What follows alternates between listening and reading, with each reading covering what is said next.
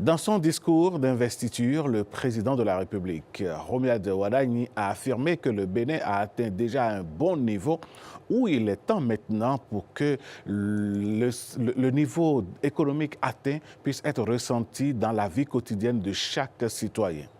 Ceci montre en filigrane que l'action sociale sera au cœur certainement de son magistère. Comment on peut passer d'un État fort à une famille protégée? Comment est-ce que l'action sociale pourrait être au cœur de la gouvernance du président Romuald Wadagni? On en parle ce matin avec un invité qui en est un spécialiste puisqu'il est spécialiste en redevabilité sociale. Monsieur Alavokpeo, bonjour et bienvenue. Merci, bonjour monsieur le journaliste, comment vous allez? Ça va bien, merci. Merci d'avoir accepté notre invitation. Merci, c'est Vous moi. avez certainement, comme tous les Béninois, suivi le premier discours du président Romuald Wadagni et ce pan vous a forcément intéressé. Oui, j'avoue que j'étais à l'investiture, j'étais très sidéré par l'arrimage et que le président, le génie qu'il a eu, à voir qu'il est important et quel que soit le niveau de développement d'un pays, on ne peut que qualifier ce pays de développé que lorsque le ressenti de chaque citoyen face aux problèmes sociaux, face aux difficultés de la vie, que chaque citoyen se sent protégé par l'État, parce qu'il n'a pas choisi d'être béninois. Et donc, à partir, lorsque le discours est clair, focus et met la protection sociale au centre de la politique, chaque citoyen devrait se sentir fier et retrouver l'espoir, retrouver toute son énergie de se donner pour que cet État devienne un État où chaque citoyen va sentir la politique dans son ménage.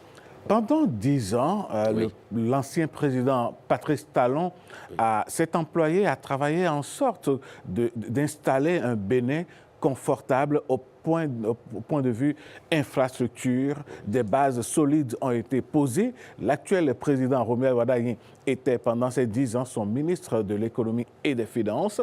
Une fois au pouvoir, il fait cette grosse promesse. À votre avis, dans les mois à venir, quels sont les leviers sur lesquels le président pourrait agir pour faire ressentir à chaque Béninois qu'il peut vivre décemment, comme il a promis lors des campagnes électorales?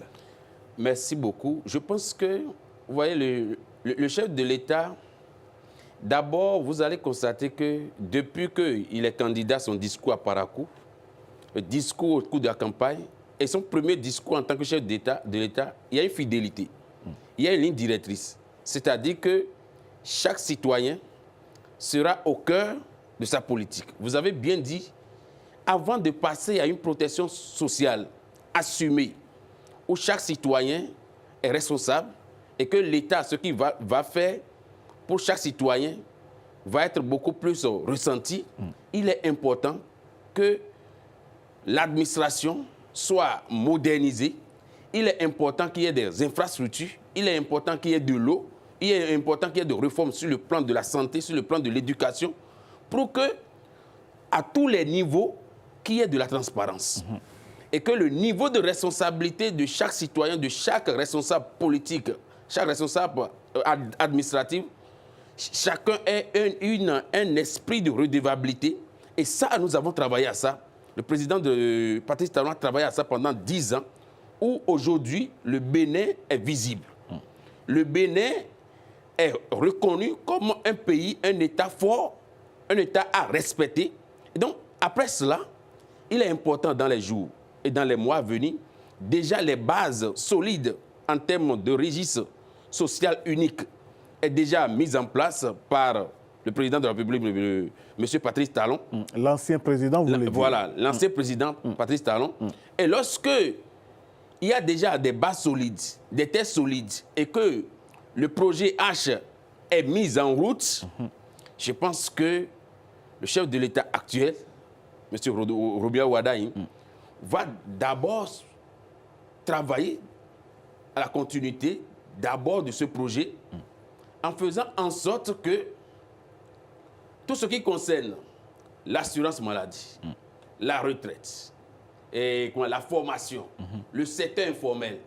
On doit travailler à ce que tous ces projets qui sont là, on va quitter le niveau le discours, de programme vers les ménages, en faisant en sorte que chaque citoyen doit savoir qu'est-ce que l'État a prévu en ce qui concerne ces différents projets et quel est son niveau de responsabilité, ce qu'il a à faire pour que cela marche.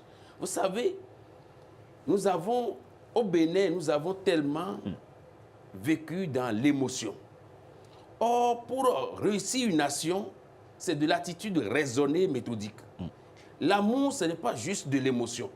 L'amour pour une patrie, c'est d'abord vraiment de façon raisonnée. C'est de façon, comment on appelle, c'est d'avoir de la logique dans ce que l'on fait. Or, nous avons tellement vécu dans l'émotion que lorsque quelqu'un est en situation, on cotise et ça s'arrête là. Ici, il faudrait que dans les jours à venir, l'aide, l'assistance soit organisée par l'État. Pour que lorsque, même si vous êtes le seul à avoir les moyens dans votre famille, que vous ne soyez pas ruiné par les demandes de ça et là, mais que l'aide soit organisée. C'est ça la protection sociale. Le président, pendant qu'il était candidat en campagne, disait dans la cérémonie de lancement de son programme justement au Palais des Congrès, ceci que les Béninois ont vraiment retenu, quand vous irez à l'hôpital, on ne va plus vous demander combien vous avez dans la poche, on vous soigne d'abord, puis après on revient sur le dossier financier. Alors, au-delà des soins, le problème du Béninois aujourd'hui, c'est pouvoir manger à sa faim et disposer d'une petite liquidité dans sa poche. Quel mécanisme le président Romuald Wadagni pourrait mettre en œuvre pour que d'ici là, les Béninois puissent être satisfaits sur ce plan, par exemple, quand on sait que dans sa vie de ministre des Finances, il avait préconisé l'augmentation du pouvoir d'achat du Béninois. Oui. Vous voyez, l'augmentation du pouvoir d'achat du Béninois, avant qu'on ne passe à l'augmentation du pouvoir d'achat d'un Béninois, il faut absolument que les besoins de base, c'est-à-dire il n'a pas de crainte à aller à l'hôpital lorsqu'il est malade, cela voudrait dire que l'accès aux soins de santé, c'est facile, puisque les soins de santé continuent de ruiner les familles. Vous voyez, il y a des gens, quand ils sont malades, ils vendent leurs biens, ils empêchent l'enfant d'aller à l'école, ils disent à l'enfant, retourne parce que ton papa est malade, reste à la maison d'abord le temps qu'on le soigne. Ce n'est pas pour vous arrêter, hein. Il n'est pas rare de voir sur les réseaux sociaux, par exemple, des biens mis en vente pour raison de santé. Pour raison de santé. Voilà. Donc cela voudrait dire que lorsque, en amont, on arrive à protéger le citoyen, lorsqu'il veut avoir aux soins de santé de qualité, il n'a pas peur. Ça ne le ruine pas. Lorsqu'il veut éduquer son enfant, ça ne le ruine pas. Lorsqu'il vieillit, il est à la retraite et qu'il ne prend chaque année ou bien chaque mois, il ne dépense pas 60 000, 100 000 francs dans les soins de santé. Lorsque il fait un accident de circulation et que ça ne le ruine pas, dès cet instant où tout ce qui est problème existentiel, on a mis des mécanismes en place pour permettre à la personne de ne pas tomber dans la pauvreté, de ne pas tomber dans la ruine. Naturellement, les moyens qu'il a vont lui permettre de subvenir à ses besoins. C'est pour cela que la protection sociale, c'est la base du développement. C'est la base du développement. Après avoir construit, fait les infrastructures, il faudrait que tout ce qui est problème de base de citoyens, ou ça les ruine naturellement, ou bien vous êtes riche et du jour au lendemain, vous tombez dans la précarité. Lorsqu'il y a des dispositifs, il y a des mécanismes au niveau national, je précise, ce n'est pas des mécanismes au niveau de chaque famille où on est là, non. Au niveau national, un système de solidarité. C'est une politique holistique. Holistique au niveau national où tout le monde est engagé.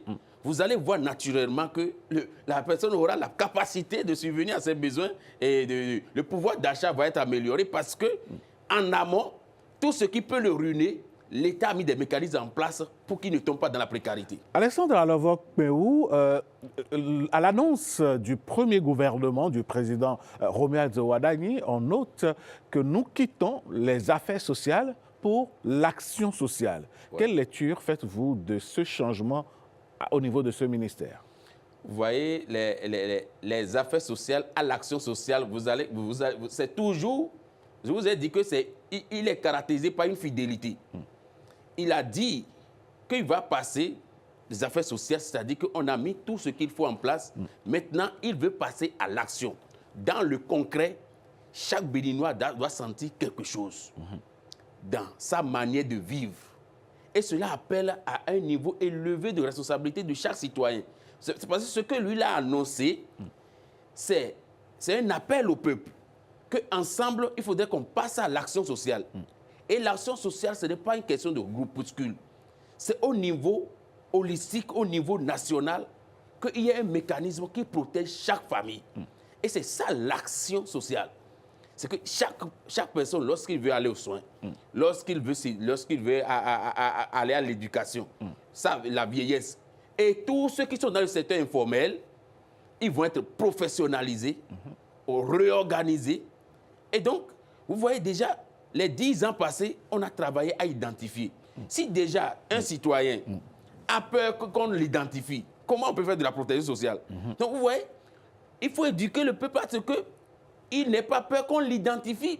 Si on ne t'identifie pas, si on ne sait pas ton statut, comment on peut mettre des mécanismes en place? Donc, c'est un niveau de responsabilité pour qu'il y ait l'action sociale. L'État doit être capable de savoir que M. Alovok Mehou existe en République du Bénin, qu'il voilà habite tel quartier, et voilà sa situation. Mais pourquoi on aura peur d'être identifiable?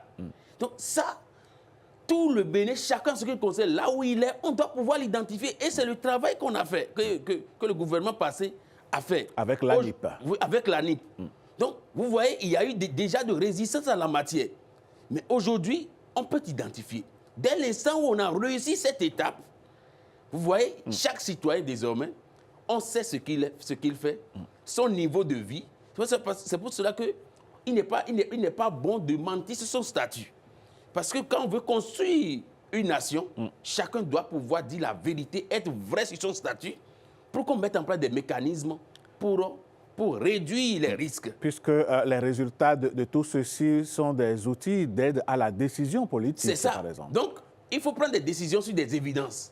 Si lorsqu'on a commencé par faire de l'identification, lorsqu'on a commencé par identifier les familles, si vous mentez sur votre statut, il est normal que ça soit biaisé après. Donc, c'est pour cela que je dis que le niveau de responsabilité de chaque citoyen doit être élevé pour pouvoir adhérer à cette action sociale. D'accord.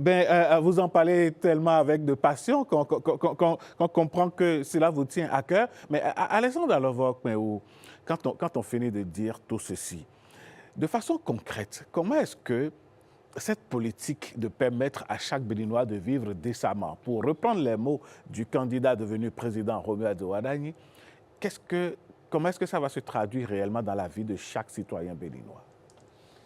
Vous voyez, si ça va se traduire dans la vie de chaque citoyen, c'est la peur, vous allez voir comme signe visible, c'est la peur permanente de tomber dans la précarité. Vous savez, l'anxiété, l'agressivité apparente. Le stress de chaque matin, lorsqu'un enfant fait la fièvre, le stress d'une mère de l'amener à l'hôpital parce qu'il n'a pas de ressources.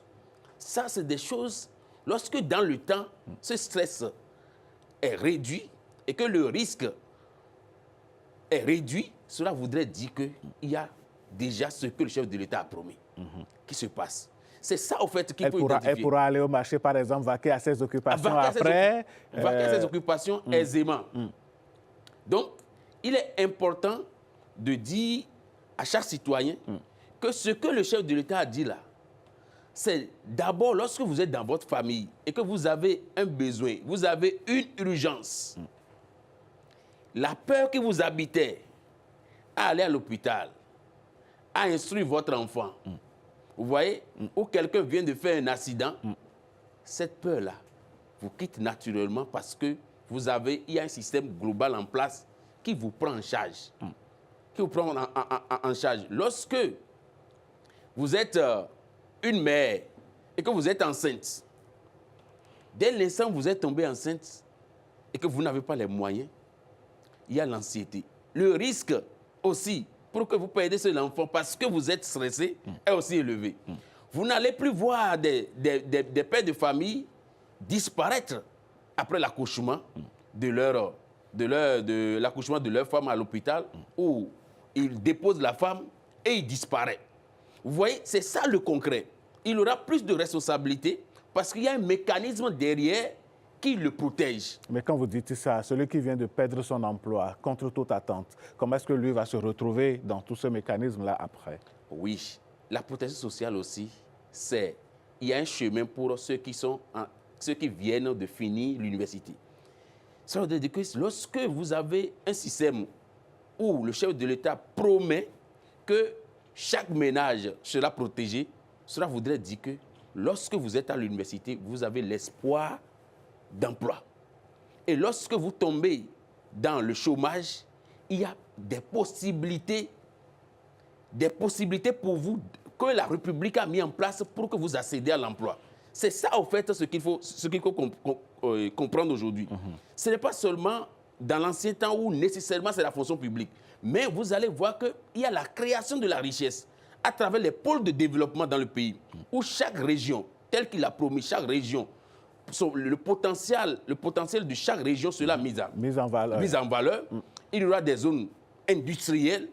Vous voyez, ça veut dire qu'il y aura la création de l'emploi, la création de richesses. Donc ça veut dire que lorsque, déjà à la base, la formation est orientée vers les besoins de notre population, naturellement, vous constatez que votre fils va à l'école, il finit une formation technique et naturellement, il est embauché. Parce que le chemin a été balisé et aujourd'hui, on va travailler. Le chef d'État promet qu'il va travailler à ce que l'action sociale soit au cœur de sa politique.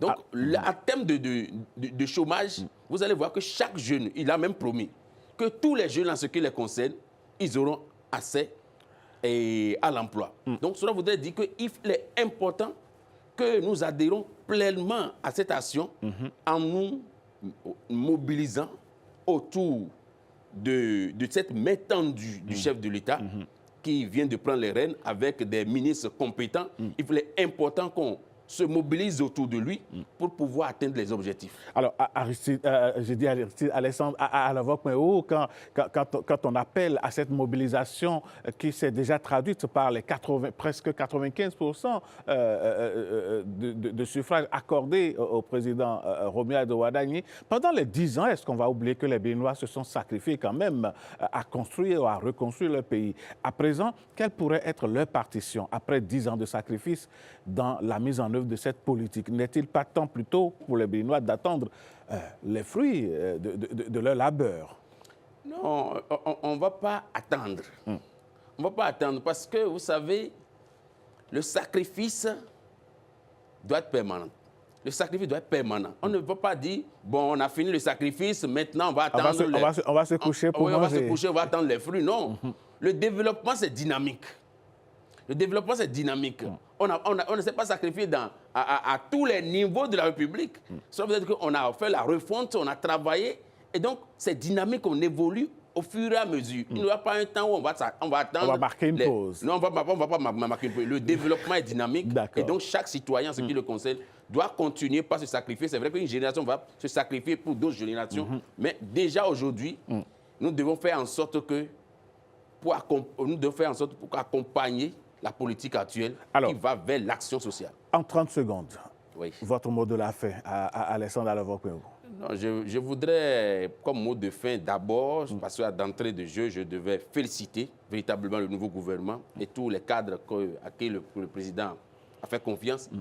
Et que nous aussi, acteurs de la protection sociale, nous leur faisons confiance et que nous allons travailler d'arrache-pied pour construire un Bénin meilleur. Je vous remercie. Merci beaucoup. Merci d'être passé sur ce plateau. Je rappelle que vous êtes Alexandre Alavok-Meo, spécialiste en redevabilité sociale. En ce qui concerne la protection sociale, vous êtes également un acteur majeur. Merci et comme je le dis à tous nos invités, ici c'est chez vous. Merci. Revenez quand vous voulez. Merci. Allez, mesdames, messieurs, une pause s'impose et nous allons l'observer tout de suite.